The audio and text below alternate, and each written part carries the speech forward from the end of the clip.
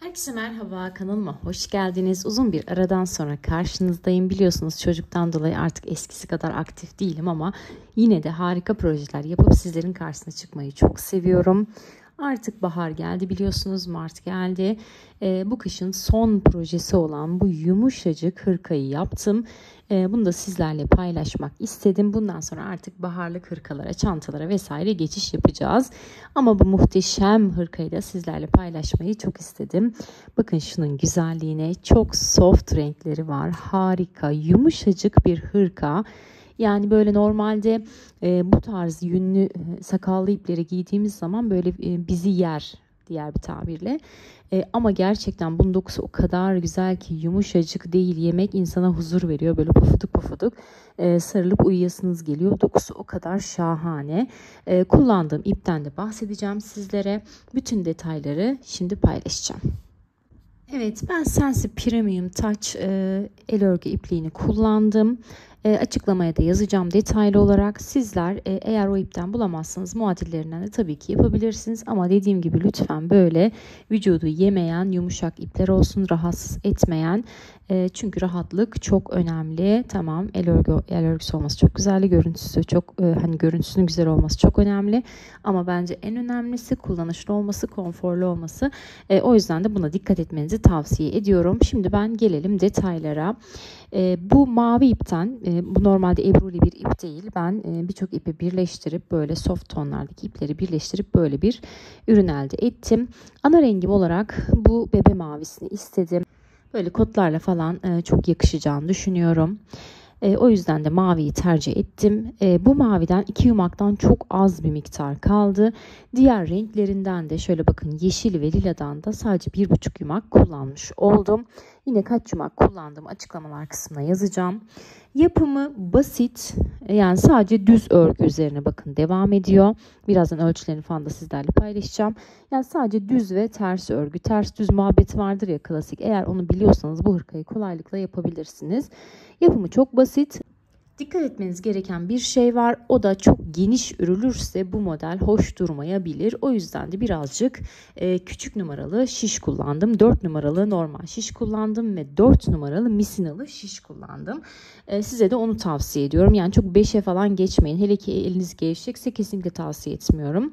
Belki eliniz gevşekse, sıkıysa 5 kullanabilirsiniz ama benim bu verdiğim ölçülerle benim kullandığım numaraları kullanmanızı tavsiye ederim. Yani ölçülere ve kullanılan malzemelere sadık kalırsanız böyle güzel bir hırka elde edebilirsiniz. Düğme de yaptım ben. İsterseniz düğmesiz de kullanabilirsiniz. Düğmelerde ben elimde bunlar vardı. Bunları taktım. Aslında daha farklı düğmeler almayı planlıyorum. Hiç fırsatım olmadı bir tuhafiyeye gidip düğme almak için. O yüzden geçici olarak şimdi bunları taktım.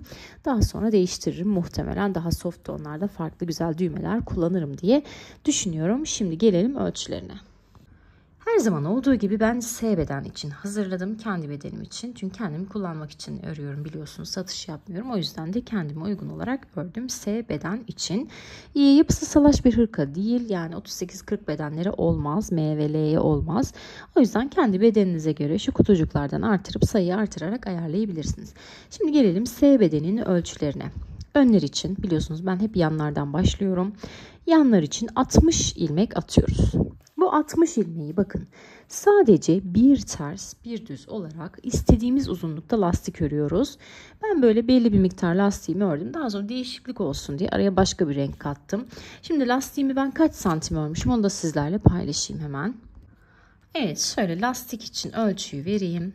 Böyle bakın 7 santim uzunluğunda lastiğimi örmüşüm. Lastiğimin bu uzunlukta olmasını istemişim. Şimdi 7 santim uzunluğunda bir ters bir düz olarak lastiğimizi örüyoruz. Ardından modele geçiyoruz. Modelimiz çok basit. 60 tane ilmeğimiz vardı ya, bunları 10-10-10 bölüyoruz.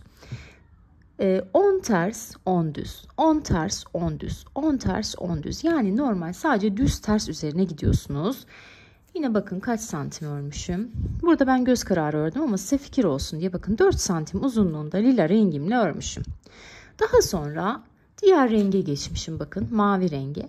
Renk değiştirdiğimiz noktada sadece ilmeklerin yönünü değiştiriyoruz. İlmeklerin yönünü değiştirdikten sonra diğer rengimiz bitene kadar aynı şekilde örüyoruz. Farklı bir renge geçtiğimiz zaman yine ilmeklerin yönünü değiştiriyoruz. Yani bakın, burada lila ile düz örmüşüm. Maviye geçince terse geçmişim. Daha sonra yeşile geçtiğim zaman tekrar düze geçmişim.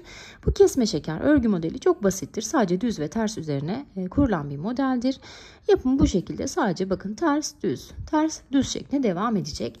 Şimdi bakın, kesmeye kadar ne kadar bu şekilde devam etmişim. 60 tane ilmeğim vardı değil mi? Kesme bakın şu noktada başlıyor. Bakın burada da bir tane düğme iliği açmıştım. Düğme iliği açtığımız noktaya kadar bakın. Şöyle bakalım. 30 santim uzunluğunda modelimi uygulamışım. 30 santim oluncaya kadar sadece ters ve düz üzerine 60 ilmeği örüyoruz. Daha sonra geliyoruz kesmelere. Kesme gerçekten çok basit. Diğer videolarımda, hırka videolarımda da mevcut zaten. Onları da ekleyebilirsem açıklamalar kısmına ekleyeceğim. Size de fikir olsun. Sol tarafı sıra başından kesiyoruz. Sağ tarafı sıra sonundan kesiyoruz. Bunun yapımı çok basit zaten. Daha önceki videolarımı defalarca gösterdiğim için tekrar göstermeye gerek duymadım. Eğer tecrübesiz olanlar varsa o videolarımdan yararlanabilirler. 3 tane ilmeği başta ayırdım. Daha sonra her sırada bakın, her sırada 2 ilmek olacak şekilde sıra başlarına sadece kesmeyi yaptım burada. Arka yüzde kesme yapmıyoruz. Bu şekilde belli bir uzunlukta her sıra başında 2 ilmek keserek gelmişim. Ta ki nereye kadar bakın, 10, 20, 30. Şurada da 3 tane kenar ilmeğim var. 33 ilmek kalıncaya kadar kesmemi yapmışım. Neymiş? Önde omuzlarda 33 tane ilmek kalacak. En son 33 tane ilmeğim kaldığı zaman bakın ne yapmışım? Kesmemi yapmışım. Şimdi burası sol taraf. Sağ tarafta aynı şekilde. Burada da yine 60 ilmek başlıyoruz. Belli bir mesafeye kadar düz bir şekilde örüyoruz. Daha sonra burada da sıra sonunda, yani aslında sıranın arka tarafında tersinde 3 tane ilmeği bırakıyoruz. Daha sonra sıradaki 2 ilmeği keserek burada bakın 33 tane ilmek kalıncaya kadar örüyoruz ve son olarak kesmemizi yapıyoruz. Şimdi önlerimiz hazır. Gelelim arkaya. Evet, arkaya geçmeden önce şöyle önün boyunu da vermek istiyorum, kaç santim olduğunu. Bakın 47 santim. Enini de vereyim. Şöyle birleştirdiğimiz zaman ikisini birlikte, eni de 52 santim uzunluğunda. Bu S beden için. Evet, şimdi geliyoruz hırkanın arka kısmına. Arka kısmında da 110 ilmek başladım. Yine aynı şekilde lastiğimi ördüm. Yanlarla aynı şekilde. Daha sonra 110 ilmeği 10-10-10 şeklinde düz ters olarak ördüm. Ardından da her renk değişiminde örgü tekniğimi değiştirdim. Düzü terse çevirdim. Tersi düze çevirdim. Bu şekilde bakın kaç sıra, kaç santim örmüşüm. Sıra demeyelim. Sıra yanıltabilir. En soyuntusu yaptığım yere kadar söyleyeyim. Evet, 41 santim örmüşüm. Ardından da bakın şuradan 1, 2, 3 buçuk kutucuk. Buradan da soldan da 1, 2, 3 buçuk kutucuk ayıracak şekilde şöyle 2 sıra sadece hatta 2 sıra da değil, pardon, 1 sıra sadece bir kesme yaptım. Yani bir sıra buradan kesmemi yaptım ve şuralardan da sadece bir sıra düz, bir sıra önden, bir sıra arkadan olacak şekilde normal omuz için gittim 2 sıra. Yani şuradaki kesmeyi yaptıktan sonra 1, 2, 3, yani toplam 4 kutucuğa denk geliyor şöyle bakarsanız. Buradaki kesmeyi yaptıktan sonra sağ omuzda ve sol omuzda sadece 2 sıra gittim geldim. Bu kadar. Bu şekilde en soyuntusunu verdim. Eğer en soyuntusuyla uğraşamam, anlamadım diyorsanız düz de direkt kesip o şekilde de yapabilirsiniz. Şimdi arkada bu şekilde, yapımı çok basit, çok kolay. Gelelim kollara. Evet, kollar içinde ince bir ip olduğu için 60 ilmek başladım. Yine şöyle kaç santim bakalım. Şöyle bakın 5 santim uzunluğunda lastik örmüşüm. Daha sonra da direkt 60 ilmeğimi ters ve düze çevirerek aynı buradaki gibi 10-10-10 şeklinde ördüm. Yeşil bittikten sonra, burası önemli, lilaya geçtiğim zaman kolda bir genişleme, şu görüntüyü verebilmek adına kutucuklarımı artırmadan kutucuklarımdaki ilmek sayısını artırdım. Yani burada 10 ilmek olan bu kısım bir üst sırada 13'e çıkardım. Bakın şu noktadan sonra, şu ilk kutucuklardan sonra ikinci kutucuğa geçtiğim aşamada buradaki her bölmem 10 değil de 13 ilmek oldu. Bu şekilde artırmış oldum. Düz şekilde ördüm ve kestim. Şimdi bakalım toplam uzunluğu neymiş kolumuzun? Evet, 48 santim. 48 santim uzunluğunda olduktan sonra da şöyle bakın.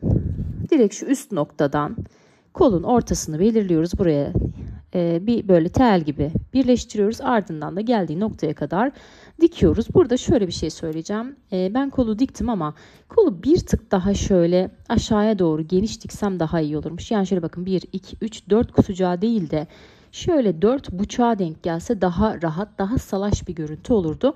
Bu da aklınızda kalsın. Bunu da şöyle yapabilirsiniz. Buraya kadar 72 ilmek geldik ya. Burada şöyle hepsine birer tane daha ilmek ekleyerek, yani 6 tane daha ilmek artırarak 1-2 sırada öyle örüp şu noktaya getirebilirsiniz. Yani şu kısım daha geniş olursa buraya tam denk gelir diye düşünüyorum. Kollar da bu şekilde. Şimdi gelelim şu yanlara. Yanlar benim diğer videolarımdan hatırlıyorsunuzdur zaten. Eski takipçilerim bilirler. Yeniler de diğer videolarımdan yararlanabilir. Bu baştan başlıyoruz. Misinalı işimizi takıyoruz. Her ilmekten bir tane ilmek çıkarıyoruz. Ve istediğimiz kalınlıkta lastiğimizi örüyoruz. Şimdi bakalım ben ne kadar örmüşüm kalınlığına. Bakın sadece 2,5 santim örmüşüm. Sizler bunu dilediğiniz şekilde yapabilirsiniz ama benimki 2,5 santim. Ardından da şöyle göz kararı belli noktalarda ilik açtım. İlik açarken biliyorsunuz kesme yapıyoruz. Ardından da iliği kapatırken de ilmek artırıyoruz. Bunu da yine diğer hırka videolarımda mevcut. O yüzden göstermedim. Ardından da 2 sıra düz bir şekilde modeli uygulayıp kesmemizi yapıyoruz. Hırkamızın yapımı işte bu kadar basit. Evet, elimden geldiğince yardımcı olmaya çalıştım. Keşke eski videolarımdaki gibi aşama gösterebilseydim ama biraz uzun süren bir proje oldu. İpi ince olduğu için. Ondan dolayı maalesef bir de çalıştığım için çok detaylı video çekemedim ama bundan sonraki baharlık videolarımda daha detaylı çekeceğim. Bu konuda emin olabilirsiniz. Hatta şahane bir örgüye başladım. Onu da şu an ekranda görüyorsunuz. Bir sonraki videom o olacak. Sakın kaçırmayın. Kanalıma abone olmayı ve beni takip etmeyi unutmayın. Başka bir projede görüşmek dileğiyle. Hoşça kalın.